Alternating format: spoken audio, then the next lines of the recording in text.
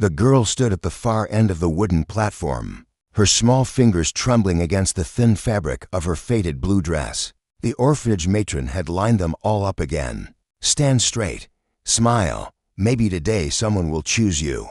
But she had stopped smiling months ago. Smiles felt like lies. Families came and went like passing storms. They walked slowly in front of the children, studying them the way ranchers examined livestock at market. A soft-haired toddler was picked first, then a pair of twin boys. A little girl with golden curls was lifted into a woman's arms. While she giggled like she had been waiting for this exact moment her entire life, no one stopped in front of her. She knew why. She was older, 9 years old, too quiet, too serious, too thin. Children like her weren't fresh starts. They were reminders of something already broken. The sun was beginning to sink behind the hills when the matron sighed sharply. "That's all for today." The remaining children began walking back toward the wagon that would return them to the orphanage. The girl didn't move. She stared at the empty stretch of dirt road. Dust swirled in the wind. Her voice cracked before she could stop it.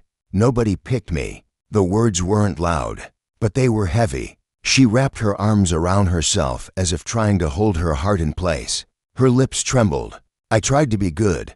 The wind carried her whisper into the quiet afternoon, and someone heard it. He had been standing near the hitching post the whole time. Most people hadn't noticed him. He wore a simple brown hat pulled low, boots covered in dust, a worn leather jacket with sun-bleached shoulders. He wasn't dressed like the polished families from town. He hadn't approached the line of children. He had just watched. The quiet cowboy had come to town for feed supplies. Adoption hadn't been on his list. But then he heard her voice. Not loud, not dramatic, just defeated. Something in his chest shifted. He watched her standing alone while the others climbed into the wagon. She didn't cry loudly like the younger ones. She didn't stomp or shout. She just looked empty. And he recognized that look. He'd seen it in the mirror after the war, after losing his brother, after burying both parents before he'd turned 25. It was the look of someone who had learned not to expect anything good. The matron noticed him watching. "You looking for something, sir?" He hesitated. His fingers tightened around the brim of his hat. "No," he said quietly. But his eyes were still on her. The girl finally turned to follow the others. She took one small step. "Wait." His voice wasn't loud, but it carried. Everyone paused. The matron turned. "Yes." He stepped forward slowly. His boots pressed firm into the dirt. "I'll take her." The girl froze. The matron blinked. "You mean?" He nodded once. "She's mine." The world seemed to go silent. The girl looked behind her as if he might be pointing at someone else. When she realized he wasn't, her breathing became shallow. She didn't move. She didn't smile. She didn't believe it. The matron cleared her throat. "Sir, you understand she's older. Not a baby, I know. She doesn't talk much. That's all right. She's had difficulty adjusting." He met the girl's eyes for the first time. That's all right too. No one had ever spoken about her like that. Not like she wasn't a problem to solve. The matron knelt beside her. "Well, go on." Her feet felt like stone. She walked slowly toward him, as if the moment might disappear if she moved too quickly. When she stood in front of him, she didn't look up. "Why?" she whispered. He knelt so they were eye level. His voice was steady. "Because I was waiting for the right one." Her eyes finally lifted, and for the first time in years, something fragile flickered there. Hope. He stood and held out his hand. She hesitated only a second before placing her small trembling fingers into his rough, calloused palm. And just like that, she was no longer the girl nobody picked. The ranch was quieter than she expected. No big white house, no fancy furniture, just open fields stretching beneath wide skies, a modest wooden home, and a red barn that leaned slightly to the left like it had grown tired of standing straight. She held her small cloth bag tightly as he helped her down from the wagon. "This is home," he said simply. Home. The word felt strange, heavy, inside. Everything smelled like wood smoke and leather. There was only one extra bedroom. It had clearly once belonged to someone else. Faded curtains. A small carved horse sitting on the shelf. "My brother's," he said quietly, noticing her gaze. She nodded but didn't ask. That night at dinner, Silence filled the space between them. He wasn't much of a talker. She wasn't either. He slid a plate toward her. "You don't have to earn food here." Her hand froze. At the orphanage, everything had been earned. She swallowed. Okay, the first weeks were awkward. She expected to be sent back. When she accidentally dropped a tin cup and it dented, she flinched and waited for shouting. It never came.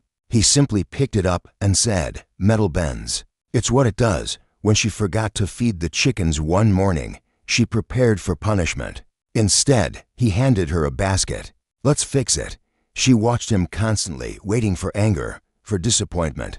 But he was patient, steady, quiet. One evening, she found him sitting on the porch staring at the sunset. "Why did you really pick me?" she asked softly. He didn't answer right away. "Because," he finally said, "I know what it feels like to think no one's coming." Her chest tightened. He continued, "I figured maybe we could stop waiting." Winter came harsh and early. A storm rolled through the valley one night with violent winds that shook the walls. She woke in terror, memories of dark orphanage nights flooding back. Before she could stop herself, she ran to his room. She stood in the doorway, ashamed. He was already awake. Without a word, he lit a lantern and set it on the table. "You scared?" he asked. She nodded. He dragged a chair beside his bed. "Sit. Storms pass quicker when you don't face them alone." She sat. The thunder roared. But this time, she wasn't alone. And slowly, quietly, the fear began to loosen its grip. Spring brought green fields and something else, laughter. Her laughter. It surprised them both the first time it slipped out. She had been chasing a runaway chicken, tripped in the mud, and instead of crying, she burst into giggles. He stood there stunned. "You sound different," he said. She wiped mud from her cheek. "How?" "Like you belong." She froze. Belong. The word no longer felt foreign. One afternoon, a wealthy couple from town visited the ranch. They had heard he adopted an older child. They were curious. The woman looked at the girl. "You're lucky he took you." The words stung. Before the girl could shrink, the cowboy spoke calmly. "No," he said. "I'm the lucky one." The woman blinked. He continued, "She didn't need saving. She needed choosing." The girl felt tears press behind her eyes, but these were different. Not lonely tears. Seen tears. Years later, the ranch thrived. The once quiet girl had grown taller, stronger. She helped with horses, mended fences, read books aloud in the evenings. One sunset, she stood beside him on the porch. "Do you ever regret it?" she asked. He didn't hesitate. Not for a single second. She looked out at the land. "I used to think I wasn't worth picking," she said softly. He removed his hat and placed it gently on her head. "Worth isn't something others give you," he said. "But sometimes, someone has to remind you."